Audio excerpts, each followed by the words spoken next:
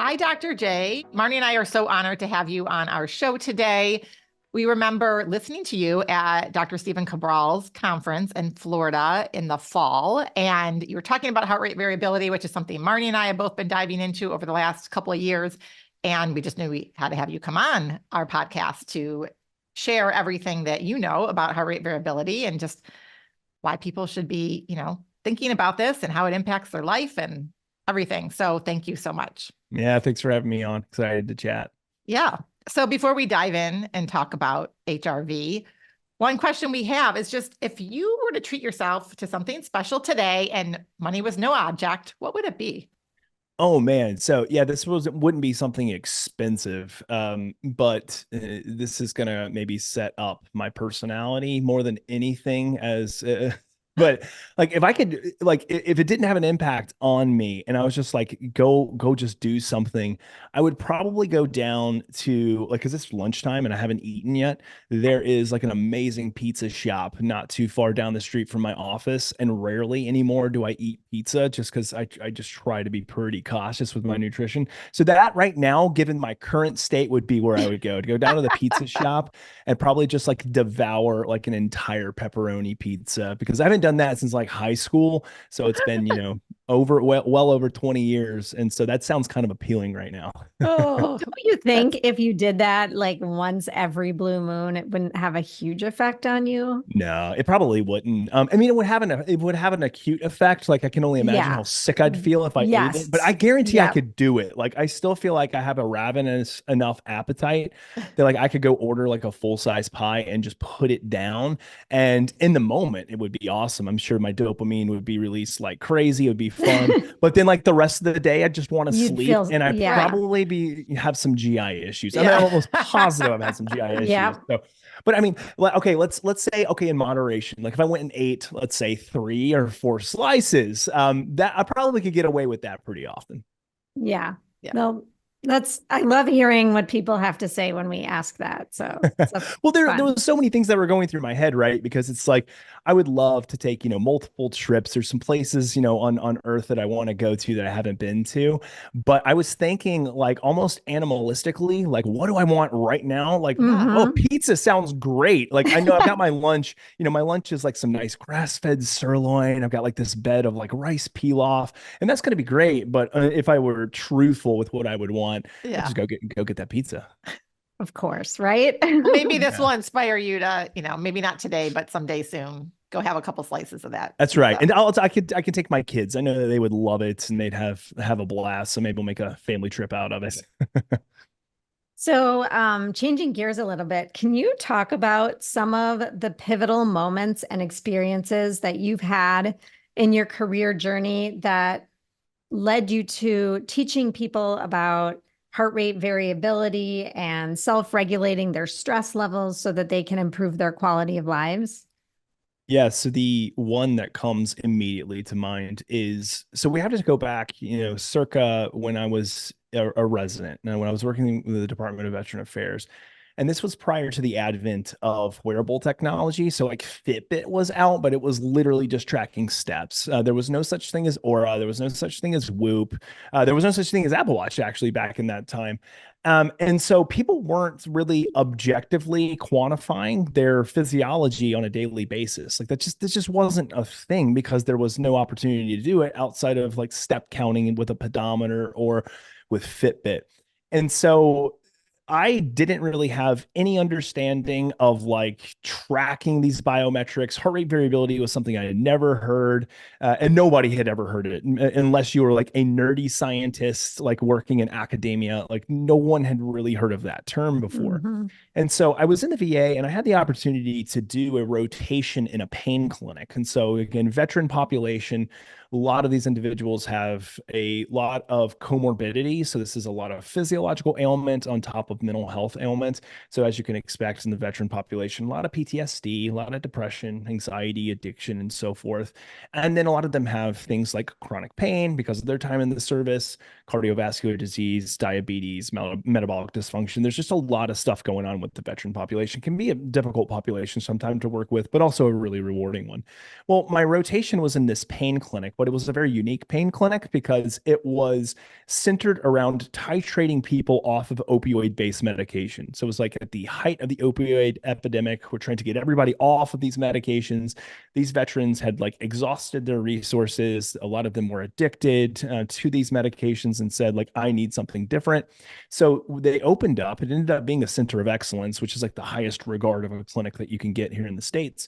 They opened this clinic. It was called the VIP clinic, the Veterans Integrative Pain Center or Pain Clinic. And the whole notion here was to not put people on more medications, but integrate different modalities and strategies to take them off. So it was an amazing clinic. I mean, we had, dietitians, nutritionists, we had, psychologists who were doing work with sleep, with chronic pain, of course. We were doing things like mindfulness meditation, guided imagery meditation. We had a chiropractor. We had what else? Tai Chi, Qigong. And the other thing that we had, which was really fascinating to me, was this thing called biofeedback. And I'd never heard of it before. Again, like it was something that was kind of more of like a niche area, but there was a ton of research behind it. I just hadn't been exposed to it. And I went and I observed someone who was doing biofeedback with a veteran, and I saw them kind of working on their breathing. They were monitoring all this data. They had this, extensive EKG on, this big machinery hooked up to powerful computers. And I was watching their heart rate moving up and down, and this thing called heart rate variability was moving. And I was fascinated. And I was like, can this really be effective? Like, aren't we just like changing someone's breathing pattern? Is that all we're doing here? Well, what was fun about it is that when you're in academia or you're an academic medical center like this was, you do a lot of publishing. And so you're studying, you're taking in data, you want to publish that data. It helps to improve the science, of course, but it also looks good on your clinic to have a lot of published studies. And so for us, we started publishing studies on the efficacy of all these different strategies. And we found out that as people were engaging in these strategies for heart rate variability biofeedback, so changing their breathing, using objective data from the body, that was actually improving their pain subjectivity. It was improving mental health outcomes, but also improving chronic pain. For me, that was like it. That was like the pivotal moment where I was like, this is awesome. I've always been so analytical and very much into how can we objectively measure things. I mean, I think that's the scientist in me. And so I went down the rabbit trail, just learned everything I could about psychophysiology, heart rate variability, biofeedback. And then I guess here we are now, many years later, after cultivating a career of just focusing on how we can advance that science. Wow. That's awesome. Much and that was needed. a while ago. I mean, Yeah. that was, you That was a while definitely ago. must be a pioneer, Yeah, it's in hard this for me space. it's hard for me to say that because I know of all of those who came before me. Because Right. HRV biofeedback was really kind of began about 55 years ago, but it was just kind of what I found. Scientists and academics and psychologists are really horrible marketers. In other words, they find these things that are really effective, but they're not on a lot of podcasts because, well, back then podcasts weren't a thing. Yeah. Like, Joe Rogan was like starting up, but there wasn't a big thing. So they're not really good about kind of getting that out there to people like some other people are, some other, let's say, professions are. And so, yeah, I can say that I was early into the game, but pioneer feels funny because I'm like, man, so many people came before me, but that's Right. probably how it is, how it always is. Well, we've heard that before from other guests that we've had. I think it was like LG we were talking about or something, but then all of a sudden you start to market it and talk about it. And then these devices come in and then, yeah. Yes. So before, I'm sure many of our listeners have heard of heart rate variability. A lot of them probably have the Oura Ring or other tracking devices, but not everyone, or maybe they're ignoring that metric on their device. I feel like a lot of people don't even know what it is, actually. I know. No, yeah. I agree. I think Marnie and I, sometimes we live in this world. So you just like you would kind of assume like, oh, people know, exactly. But no, so can you explain to our listeners in just like simple terms, what is heart rate variability and why it's important? Yeah, I think it's always important to start with an operational definition because I think that HRV, as far as the metrics that you can get from a consumer-based wearable, I would say, and again, I'm a little biased here, is that it is the most confusing and maybe the most misunderstood metric that there is, because I think a lot of people associate it with heart rate and then they want to take that metric and do with what they do with every metric, right? So say for instance, which is compare. So for instance, let's say, you slept 8 hours last night and I slept 5 hours. Well, we can compare those numbers, right? And say, well, you probably got a much healthier range of sleep or amount of sleep quantity than I did. So that's probably going to have, different effects on your physiology than it will mine. I probably took much more of a hit only getting 5 hours. HRV is different because you're comparing apples and oranges when you try to compare your HRV with someone else. In other words, just more simply put, you cannot do that. So I like to dispel, like one of my favorite things about what I do is trying to dispel the myths behind HRV. But in order to do that, we have to start with an operational definition. So heart rate variability at its most simplistic form, it's the single greatest metric that we have for measuring the changes that are occurring in the autonomic nervous system. An even more simple way to put this is that it helps us to better understand our adaptability to stress, not how much stress we're under, but how well we're adapting to stress. And that's a really, really key point for people to realize. A lot of people think, oh, HRV will tell me how stressed I am. No, not necessarily. It's telling you how adapted your physiology is to stress. And that's both physiological stress as well as psychological stress. And we can parse those two out here as we get going. But I think that if we take a step back, it would be great if it told us how much stress we're under, but we can kind of assess that ourselves. What we really need to know is how well are we adapting? How fortified, how resilient are we to stress? Because there are some people I know who are under immense amounts of stress. Fortune 500 CEOs, professional athletes, these people are under immense amount of stress, but they're super adapted to it. They have really great tools and skills, and they keep a very fortified nervous system. Like they have really high nervous system fitness. And I'll talk a lot about that term here too. But for them, their HRV typically isn't that suppressed, or we see actually a lot of stability in their HRV, even though they're under some of the most stress, that we've ever seen, as opposed to maybe someone else who's under, let's say, from a definitional perspective, doesn't look like they're under as much stress, but they are under some, and their level of adaptability is horrible. And so we see kind of this big suppression in HRV. So again, it's just a measure of how adapted we are to stress. And the way it's doing this is that, our heart doesn't operate like a metronome. It is adapting to billions of processes in every given second. And so in order to do that, it needs to speed up and slow down accordingly. It needs to adapt. It needs to adjust. It needs to be variable from one another, which always sounds funny to people at first because they think, oh, I thought a steady heart rate would be what we would need to see. No, we actually want to see a very variable heart rate, one that speeds up a lot and slows down a lot, and speeds up a lot and slows down a lot, because that demonstrates that the nervous system is adapting to all of the things that it's trying to adjust to. We know that a nervous heart is one that starts to space itself in a more equal manner. So in other words, that variability starts to reduce. So we want to see higher heart rate variability. We want to see stable heart rate variability across time, because that in and of itself is an indicator that you are indeed adapted to stress. That was the best definition I think I've ever heard of heart rate variability. I've practiced a couple times. It really never fully I never fully understood it until you just explained it now. It's like it all is clicking. Yeah. Mission accomplished. Yep. Especially the point, I knew I wanted it higher, and I knew it was kind of the measures between, but when you said that, how you want it variable, because that variability is actually how you're responding to stress. Yeah. I didn't really understand that. Yeah, it's adjustment. It is all about adjustment, and adjustment means change, and change means variance. So I think that, and I always come back to this idea of like, well, what does a nervous person's heart look like? In other words, what does a nervous person's nervous system look like? Yeah. And it's one that stabilizes itself. Why does it do that? Well, because it's basically saying 5-alarm fire, like we've got to recruit all of our energy and resources, which normally equates to a higher heart rate, which means that there's going to be less variance in between heartbeats.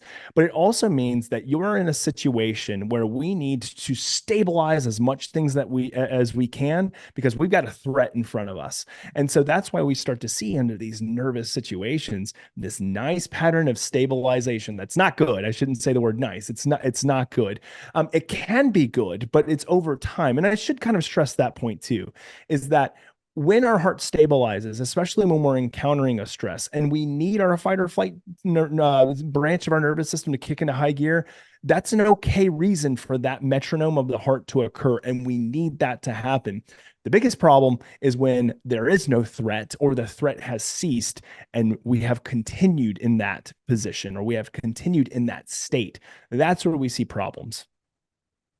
So one thing you mentioned is that, like, one of the myths is that you can't compare heart rate variability, right? So I've seen like things that say, well, if you're, 45 to 60, you should be in this range. And if you're 20 to 30, you should be in this range. And, I have the Aura ring. And from what I understand, that's only measuring my heart rate variability while I sleep. You can clarify that for me if that's not accurate. That's right. And when I first got my numbers, I was devastated but then I was like, okay, it says like it's an average number. I sometimes had them like 18, 19. I'm 51 years old, but then some days it would be like the average number would be like 27, 28. And then, I see the peaks when I'm sleeping and it could be in the 50s or whatever. So like, for me, the message I'm getting from those numbers is bad. Yeah. Yeah. And I think that it can be scary for a lot of people, especially like, I get so many emails on a weekly basis of people saying like, why is my HRV so low? Like I saw so-and-so like on post on their Instagram, like they showed their Aura score and their HRV was 120 and mine's 20. Like how do I reconcile this? And I think it's because if you think about all the other biometrics, we kind of have this frame of reference of comparison that we can go to. So say, for instance, like I always use blood pressure as an easy one for people to understand. We have thresholds, right? It's like anytime we get, I think it's changed now, 130 over 80, anytime we're over that, well, now big red flags are going up because there's, there's the propensity and likeliness of hypertension there. As it scales up, then we get more and more nervous about it because of the damaging effects that this has, to the cardiovascular system. We have these ranges. It's like, are you here or here? And if you're not here, then things are probably pretty good. But if you are here and you've crossed the line, then there's problems. HRV doesn't have that. And so anybody or any company that claims that you're supposed to be in said range, if they ever purport that, they're really not following the science. And what I say about that is that we have studies that demonstrate where people typically fall. We call this like normative averages. So we know where people normally fall within their age, demographics, gender. The problem with that though is that while we know averages, we do not have research to indicate that falling outside of that is actually equated to poorer health outcomes. So it's not saying, let's say, women who are, ages 50 to 55 have an average RMSSD HRV value of, let's say, 20 to 35. And we have that basis of number. Well, does that mean then that just because we know the range of these individuals, that if we fall below it, let's say my average is 18, well, now do I have worse health outcomes? Like, is there potential problems because of this? And the literature says nothing about that. And there's no evidence to suggest that being outside of the normal range for HRV is actually anything that's potentially problematic. Now, there can be, giving the context, but HRV alone does not shed light on, it's not a great parameter for overall health, wellness, and longevity. Just the pure number of it. Within its context, it can be really good, but just the number itself. But most people are relying just at looking at the number. And they're saying, well, again, mine is 20. And that person I saw on Instagram, who's the same age of me, is 50 points higher. So like, is there something problematic with this? What they're not accounting for are a lot of things. The biggest one's genetics. Like there is such a strong genetic component when it comes to heart rate variability. So for instance, and then I'll be quiet. For instance, the one thing that I've seen historically is that we've had individuals who are, in the same family, same bloodline, who have completely different lifestyles and behavioral habits. So one may be, let's say a father who is drinking all the time, who has sedentary lifestyles, eating, McDonald's every day, just really bad when it comes to overall lifestyle and behavioral habits. And then let's say the son who is like like a crazy performance athlete, peak performer, like it's got everything dialed in terms of nutrition, sleep, exercise. And we look at their HRVs and they're not too dissimilar from one another. And so we would say, well, why is that? Well, it's because there's a huge genetic component. Now we might see that dad's resting heart rate is, 20 beats higher than the son's. And we might see some other health parameters that are indicative of, some potential problems. But there's a big genetic component, which makes heart rate variability fall into and kind of almost seem comparable when looking at bloodlines. Now, the one thing though that we're most concerned with the HRV is not where the number is in absolute terms. We're worried about where the trend is going. Are we seeing a downward trend? Are we seeing stability? Are we seeing it go in an upward trend? And then we're also, the way that I think that HRV is most effectively used is as a guide for how well you can control your nervous system. And that comes through biofeedback. So there's the point of using it as a data analytics. So that's, getting from your Oura Whoop, Apple Watch, kind of just getting the number. And then there's using it in real time, using it in an applied manner, which I think is actually way more powerful of a guide and as an indicator of your nervous system control than just looking at it overnight. Yeah. So that was amazing explanation for all that. So can you dive into the biofeedback a bit more? Because what I'm hearing you say is, okay, so you have this one data point, but then what other data points should you consider? And maybe it's not even a metric. Sometimes it's just how you feel or how you're operating in your day-to-day life, that with the heart rate variability is maybe a red flag. So it's not the number, regardless of what number you have, but these other factors and things that you should consider or think about in your life that would cause you pause to maybe make some lifestyle changes, for instance. Yeah, let me start with a story of two of my prior clients that I had and that I think really shed a lot of light on the importance of understanding HRV through the lens of nervous system control, because nervous system control is most associated with nervous system fitness. So two different individuals that I saw. One was a professional athlete. He's actually an Olympic athlete. And he, overnight, when we looked at, let's say, overnight HRV scores, was averaging around 175 milliseconds HRV. So like on paper, looks like, oh my gosh, like look at this dude's HRV. His resting heart rate was in the 30s, just like a crazy, like in the optimized 30s? athlete. Yeah. So I think he was like, his average heart rate was like down in like 38, 39. Like it was super low. And he was really, really fit guy, super young. Just by all means was really like he had it going, like he had it going on from a biometric perspective. Why did he come to me? Like, why does this stuff matter to me? He was stressed out of his freaking mind. And if you just looked at those data points, like you would think, oh, looks good from a biometric perspective, great healthy HRV, great cardiovascular system.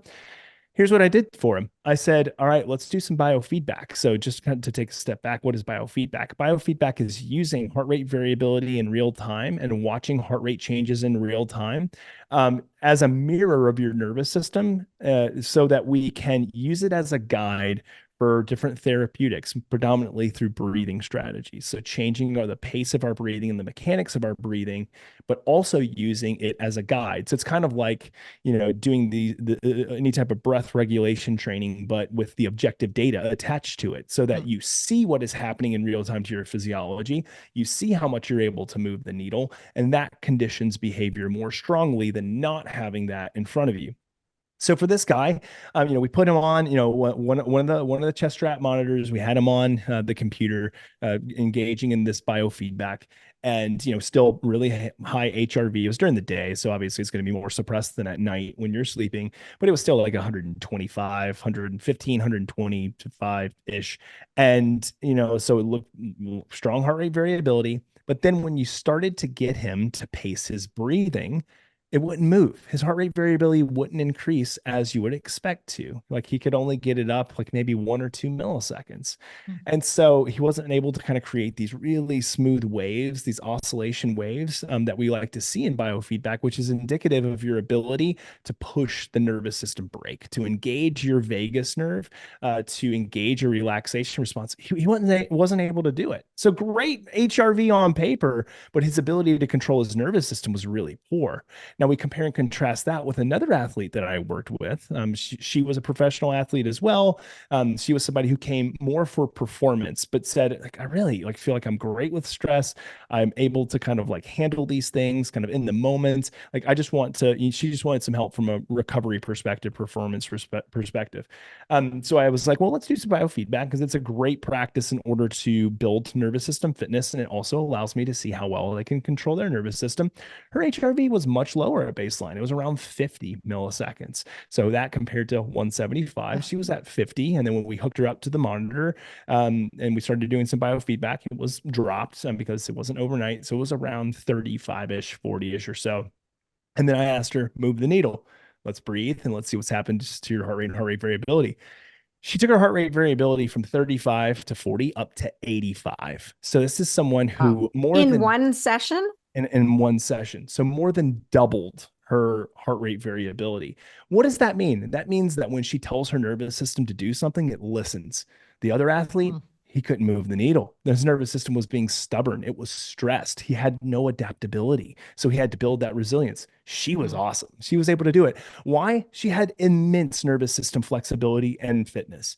And so I love to share that story because I think what it does is it gives a representation as to how your baseline's not the thing that matters as much. It's how much can you move the needle. If you snap and tell your nervous system in the moment of stress to adapt and it does it, that's good. That's what we need. Yeah. But if you're so stressed and you have a lack of resiliency and adaptability to stress and you tell it to do something and it doesn't really budge, well, now we got some work to do. The one thing that I will say is that most people are like that athlete in terms of their, the Olympic athlete, in terms of their ability to move the needle. A lot of people have struggles with it because they haven't trained for it. They haven't been in what I call in the nervous system gym and developing nervous system fitness. The one that I talked about, the female, she had been doing that for a really long time, had a meditative practice, a breathing practice. She was very zenned out, if you will. And it showed, like her nervous system would move immensely when she said to do it. Now, will it drop back to baseline after doing those sessions? It will. It actually will stay a little bit higher. For most people, it will stay higher for a bit of time. But the big point here is that it demonstrates the ability to control the nervous system. She says, vagus brake, I'm going to press you. And it says, yeah, let's do it. The other guy, my 175 guy, he says, I'm going to push the vagus brake. And it says, not happening. So that's a big reason why a lot of people who are tracking these metrics, they may be a little bit confused. They may be like, my number doesn't feel high, but they may be actually really good at moving the needle if they do biofeedback, or maybe on the lower side and they can't move the needle. So just to clarify, like using my example, for instance, let's say today I woke up and my HRV was average of 27 overnight or whatever.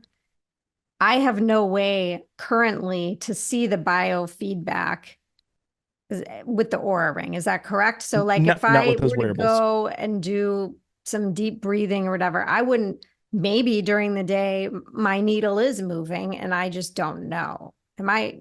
Yeah. So Oura, like for instance, has the ability to look at like a before and after session. Like you can do like a breathing or a meditative session. You have to be extremely still. If you move at all, then the data are invalidated and they won't give you the information. But even still, it doesn't show you heart rate variability in real time, which is why using some form of hardware or software that is giving you heart rate variability in real time, it lets you know breath by breath, how much are you moving the needle? And if you are, then it gives you that feedback, which is why it's called biofeedback, to say this is improving, this is helping. It gives you that level of accountability and encouragement. So I would say like the wearables out there right now, like Oura, Whoop, like they're not doing real-time biofeedback. And so what is the benefit of them then? Like how could I use the data that I'm currently getting, or anybody on a Whoop or an Oura, to make their nervous system more adaptable. Yeah, the thing is that they don't help, they help you to know, like I always say that they're diagnostic. So they help you to know the analytics of your nervous system. So they let you know, like, are things trending in a downward direction, upward Okay. direction? Are things Yeah. stable? So they let you know that. But the thing is that they're not a closed loop system. So if there are problems, and let's say we see a downward trend in heart rate variability, which could be indicative of physiological stress, psychological stress, could be a combination of the two of them.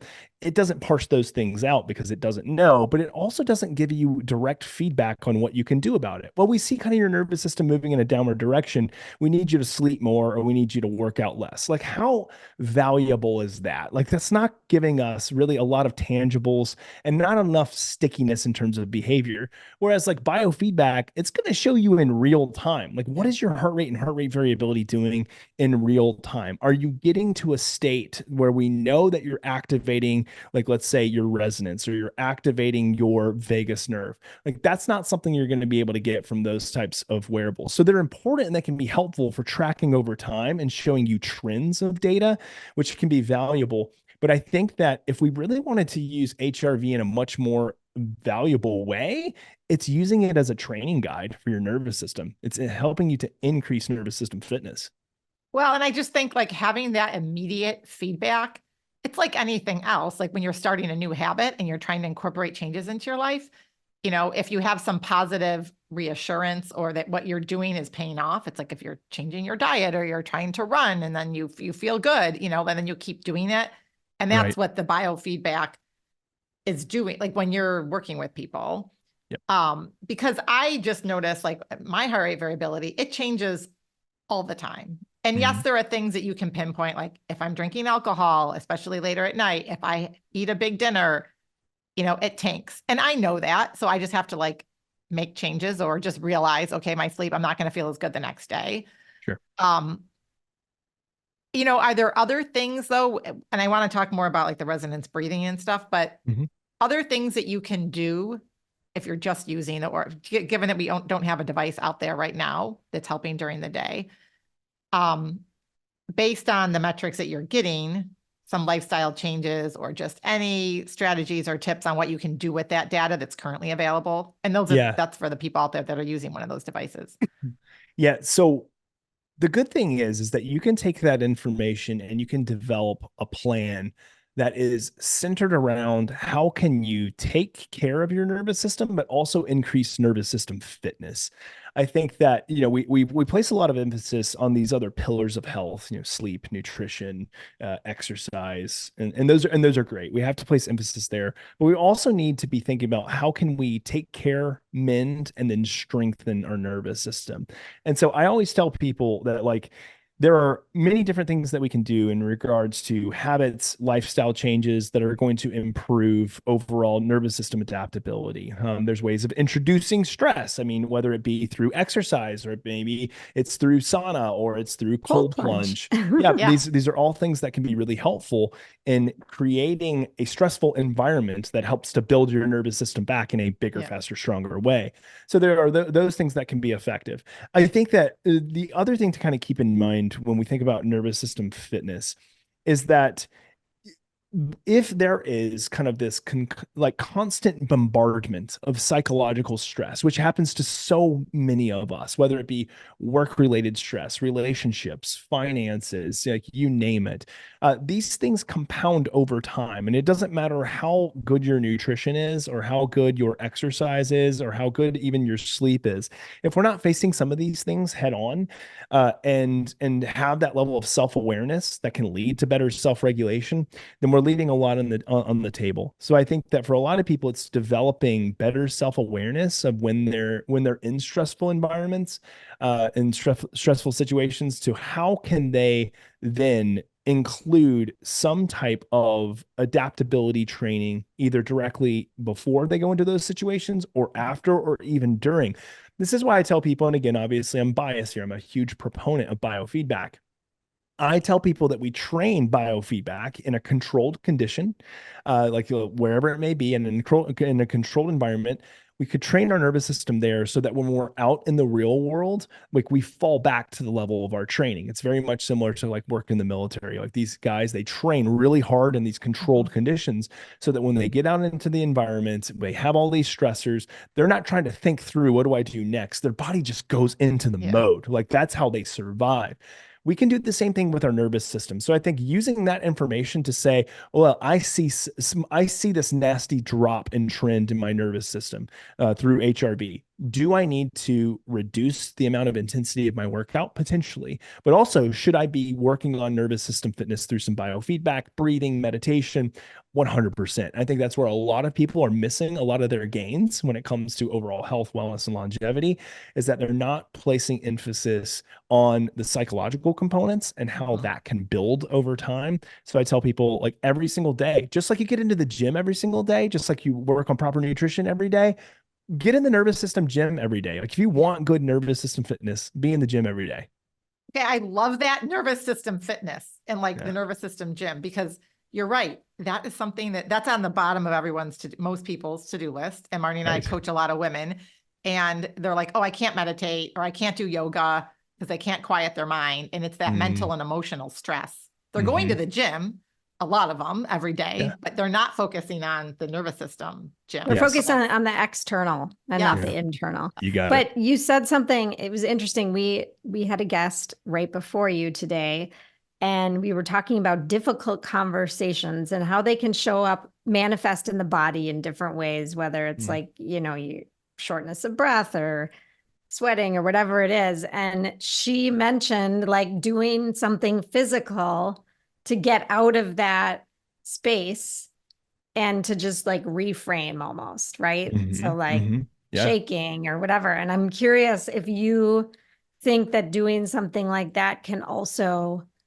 improve your heart rate variability in the moment. Yeah, I think that anything that can offer a healthy level of cognitive distraction sometimes can be healthy, not too much. It's like we don't want to become mindless on autopilot and then just kind of like go become distracted with our problems, because the problems don't go away. But I think sometimes having that healthy level of distraction, at least if it's for the momentarily, but still proactive in helping to kind of reduce our nervous system's response, can be really good. So here's one thing that I do very, very much I would say on a daily basis, really, if not every other day or so. I'm experiencing a stressful situation and I know my nervous system is becoming amped up. I will go out for a walk, which is movement, which is already good for me, but I will actually regulate my nervous system through breathing on this walk. So like it's just a nice, easy stroll. So I'm getting in some good steps. I'm getting in movement, but I'm also just nasally breathing in a very slow pace pattern. Now, I've done a lot of biofeedback in my lifetime. So for me, I can fall to the level of my training very easily because I know exactly what my resonance breathing rate is. And I know we haven't talked about that term yet, so we can unpack that if you want, but I know what it is. And I can get out there and I'm not counting in my head. I'm not thinking about it. My body's just doing it. And so for me, let's say if I was measuring from a heart rate variability perspective, I actually wouldn't see heart rate variability going up. Why? Because I'm exercising. I mean, I'm moving. So a lot of my energy is being expounded. My heart rate's going to be higher, and therefore HRV is not going to be suppressed. However, my HRV and my heart rate are certainly going to be lower than what it would be. Higher than what it would be if I weren't doing that. And the other thing is that it's just a way to be mindfully present of my body, of my mind, of my nervous system. And I see it as a really good, healthy distraction. Now, sometimes I come back and I have to face, the thing that I was either fearful of or my anxiety or whatever it may be. But this is a healthy way to remove myself from the situation, reset, and then come back almost like with a different perspective, but with also, in my opinion, better nervous system fitness to take on that task in front of me. Okay, it's so funny you said this because we were recording this a few days after Mother's Day, and there was a situation in my house. It was a lovely day, and then something didn't go as I had thought. And I literally did it. I was starting to amp up, and I was seeing my family members who were making breakfast for all of us. And I did that. I was like, I'm going to go outside for 20 minutes, and then I'm going to come back. And it had a major impact on how I regulated my nervous system. Like I removed myself from the situation, but in a healthy way. And I went outside and took a very leisurely walk. And it was much better when I came back in. So that's great. I'm working on that. I need to do that more often, but yes. I find that extremely helpful. just getting outside and Mhm. breathing and For sure. walking and Yeah. but Little we would nature like you bathing to with dive into breathing. resonance breathing. We want to Yes. get Yeah. into that. Okay. Sure. Yeah. So resonance breathing was a term that was coined by Dr. Paul Lehrer and his colleagues at Rutgers University. And the reason they they were searching for this because they found that when people were breathing at certain rates, at different rates, sometimes it impacted their physiology more than others. And they're like, well, that's really interesting. Why is that? Why is that there are some people who they breathe at 5.5 breaths per minute and we see these significant movements in their physiology. And some people, when they breathe at 5.5, it doesn't work as strongly as then when they breathe at 6 breaths per minute. So they did these series of studies to identify kind of what is the mechanism of action, but also what's basically going on here from kind of all angles. And what they found is that human beings have a resonance rate. And by resonance, I'm talking about a rate that resonates with the autonomic nervous system the most. And I'll unpack that a little bit more. All adults have a rate that is found in between 4.5 and 6.5 breaths per minute. So somewhere in between there, if we lower our breathing to a certain rate, we're going to amplify heart rate variability and heart rate, what we call heart rate oscillations, so these big peaks and valleys of heart rate, the most. And we have to find out, where are you within kind of that range? So where is somebody's resonance rate? Now, what's happening physiologically, they found here, is that we have what is called a baroreflex mechanism. This is our body's natural blood pressure regulation mechanism. It helps to maintain homeostasis of blood pressure when it's working in a quote unquote normal person. So someone who doesn't have cardiovascular issues. We see this as a great way to kind of continue to optimize or maintain stability within blood pressure. And it oscillates. It has cycles that occurs and with periods of time. And what they found is when you match your breathing to that rate, it produces significant oscillations in your heart rate and heart rate variability. So resonance is actually finding the pace of breathing that is in synchrony with the oscillations of your body's natural blood pressure mechanism. So for me, it's 5.5 seconds. So what does that mean? If I breathe at a rate of, I should say 5.5 breaths per minute. When I breathe at a rate of 5.5 breaths per minute, what I find is that the cycle of my blood pressure regulation mechanism is right around that period. So I start to see these really big peaks and valleys in heart rate variability. And so if we do that for a specific period of time, we see that this has significant both physiological and psychological impact, both acutely in the session, but also as it compounds over time. So resonance rate is something that historically has been found by going through a series of tests. So you'd run through different trials where you'd breathe at 6.5, 6, 5.5, 5, and then 4.5. And then you'd analyze that data, or you'd have someone like me analyze that data and then determine kind of what was the rate that we want you to breathe at. And then we practice biofeedback at that rate. That's how it's been done historically, which is kind of complicated because you got to go see somebody, get hooked up and do that. And there's some apps that have done it, but they haven't done it super well. And so this is not to put a plug into what I'm building, but we saw a problem with that. We wanted people to have much more easier access to it. So I'm actually working on building some technology right now that will find it for you and will actually not have you have to go through all these tests. It's a actual hardware device that will find your resonance rate and then hold you at your resonance rate to put you in a state of parasympathetic relaxation to engage your vagus nerve and do so in an easy and effective way. But anyway, outside of kind of the company that I'm building, resonance has been found in hundreds of published studies to be effective as one of the most effective ways to help you learn to regulate your nervous system and increase nervous system fitness. Wow. So do you need testers for that product? Because I think I know to sign up and I'm sure we will. We're at the very early stages. I'll mention very early stages of what we're building. And of course I can share more about it, but I'm sure we will need some testers. Yeah. I mean, but this is really amazing and powerful, just what you're doing, because people are very dysregulated and we live in a very stressful world, and it's more the psychological stress for most people than the physical stress that is causing this dysregulation. So, and we all love wearables and technology. So if there's something that we can do that's relatively easy to integrate into our lives to help us regulate, I think that just could have a profound impact on so many people's lives. to your point, I think that one of the main things is that there's been a lot of biofeedback apps that have been put out there, but I think the problem is the form factor of using something again that's on your phone. People are trying to get off their phone, Right. Yes. putting on a chest strap, or putting on, some type of ear clip or finger sensor, making sure it's connected, like not understanding the data. So I think that there's room for building something that is more easily accessible, that is frictionless, that you can pick up and use it and then put it down and be done and then come back whenever you want to. I think there's a lot of room for it because a lot of people will start doing biofeedback and they'll, kind of buy the technology, they'll integrate it, for a week or 2 weeks or maybe a month if we get lucky. And then they stopped the practice. They found a lot of benefit from it, but there was just so much friction and barrier of like being on the phone and having to put on a strap and having to make sure it's connected.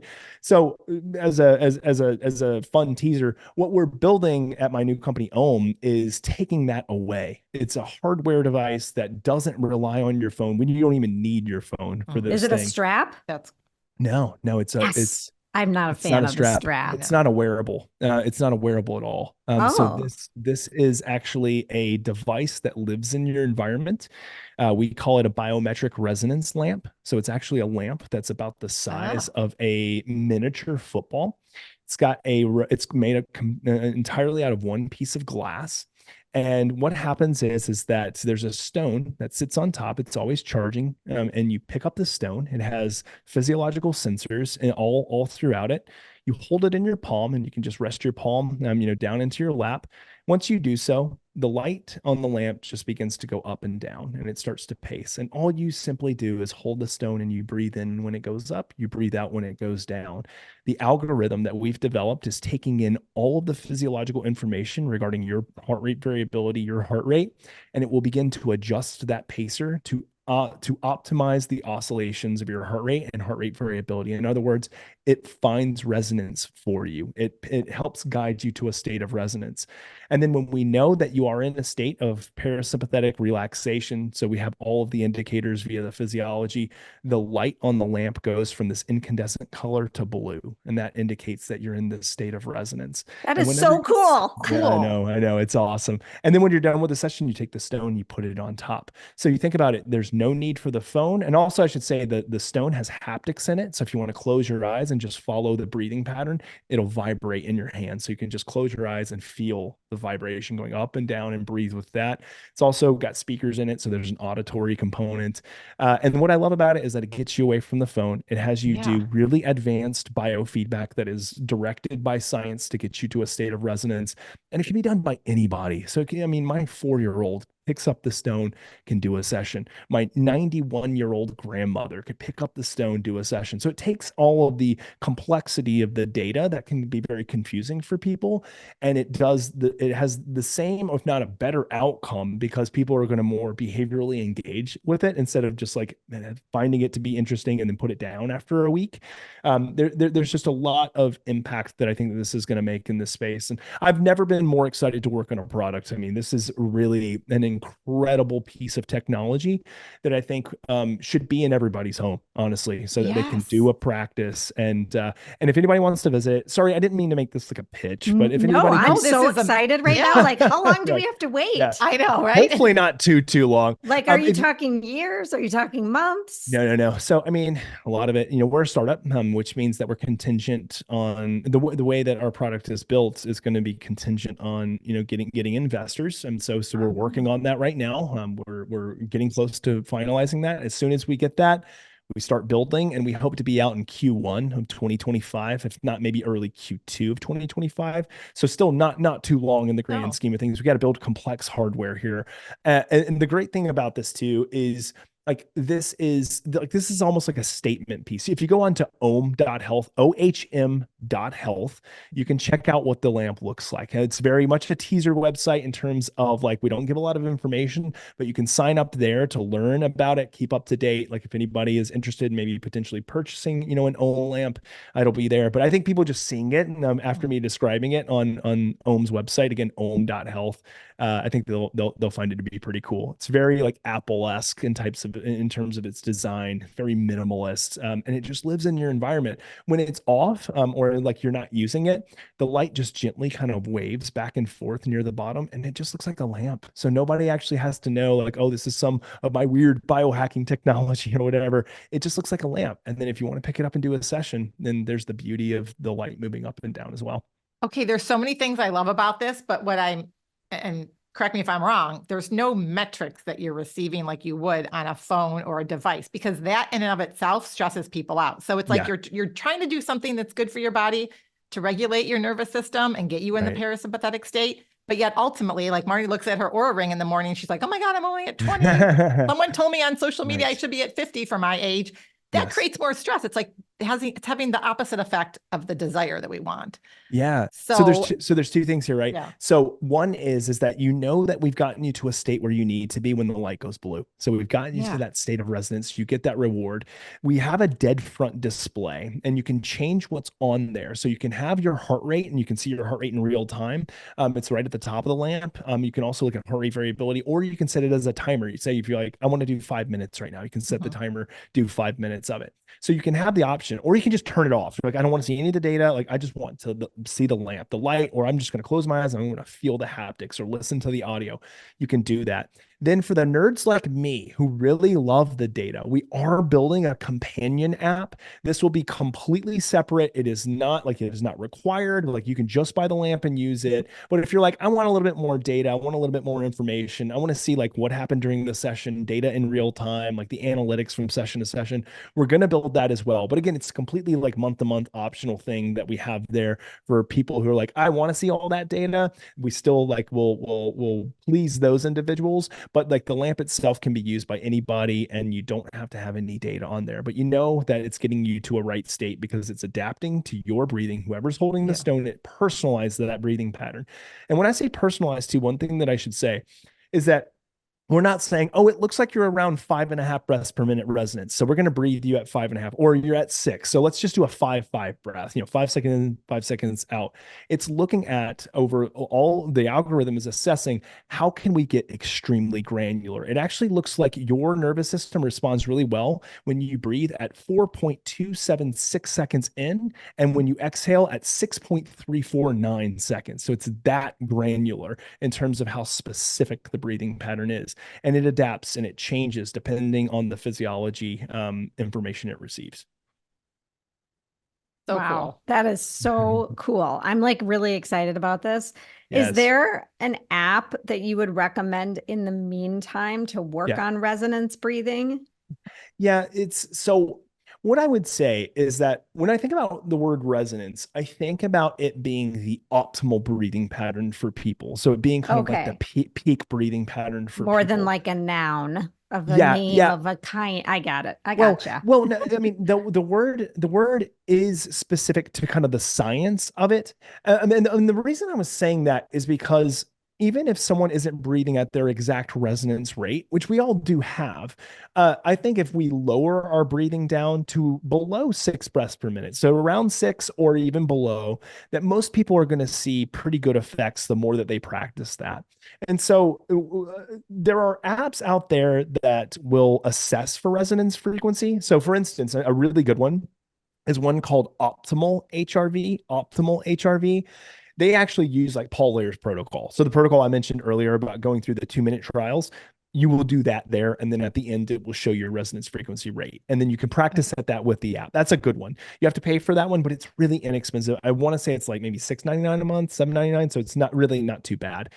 One for people who want the free option is one called Elite HRV, which is one where you can connect your own monitor. The cost will be you have to have a monitor. So whether it be like an ear clip or like a Polar H10 chest strap, you have to have that in order to use it. But the app itself is free.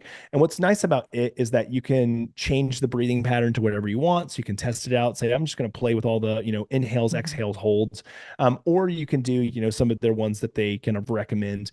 The only problem with Elite HRV, you get really good data in real time. It can be really helpful, but like it's a lot of data. So for people who are a little bit more nervous with data, like I think that can be a bit scary for people, because like they're at the end of the session, you get this like whole basic like data chart, and you're like, well, I don't know what any of these metrics mean, because there's like 20 different metrics. So that's like, if I'm working with somebody, I have them use that so that I can provide them with the interpretation. But I think for a lot of people, it tends to be a bit overkill, honestly. So I like Optimal HRV because I think they do a little bit of it's kind of like a dumbed down app. And that's not me like putting them down. It's a dumbed down in terms of like the data. Yeah. That makes sense. Yeah. Yeah. I have a real quick question. I know we're going to have to wrap up, but does nasal breathing and mouth taping at night help with HRV? Yeah, that's a wonderful question. For I noticed something really impactful the other night. Yeah. And I just changed my mouth tape. Yeah, for some it does. And the reason I say that is because if you tend to be a perpetual mouth breather when you sleep, if you have a higher propensity towards, snoring, especially if you have obstructive sleep apnea, we know that mouth breathing is associated with significant reductions in nitric oxide production and can be extremely poor in terms of like creating a hypoxic environment. In other words, decreasing SpO2 or blood oxygen saturation, which is very much associated with an increased heart rate and cardiovascular difficulties and autonomic nervous system difficulties.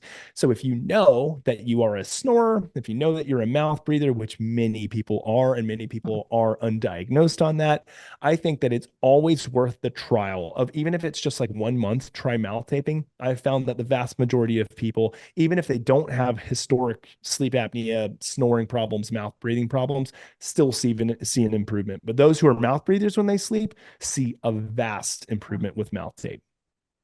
Okay, thank you. Yeah. So we have to wrap up this conversation. I feel like we could have you on again because we did not get to half the things we wanted. Well, let's do it. Let's do it. I'm game. So where can people connect with you right now while you're building your company? Are you offering anything are you working with clients, or what's kind of your status right now? Yeah, it's a great question. So if you were interested in ohm.health, ohm.health, go there. We're going to start kickstarting like our, social media channels, YouTube, new podcasts and whatnot. So we'll have all that stuff going here in the pretty near future. Now, as far as me, like you can follow me on Instagram at Dr. Jay Wiles. So Dr. Jay Wiles. So at Dr. Jay Wiles. I think that that's probably the best way to kind of keep up with what I'm doing.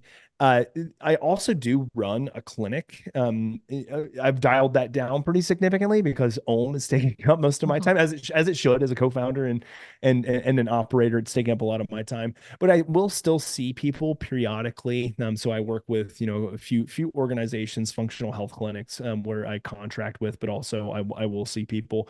So if anybody wants to get in contact with me, my company or my consulting firm is called Thrive Wellness and Performance.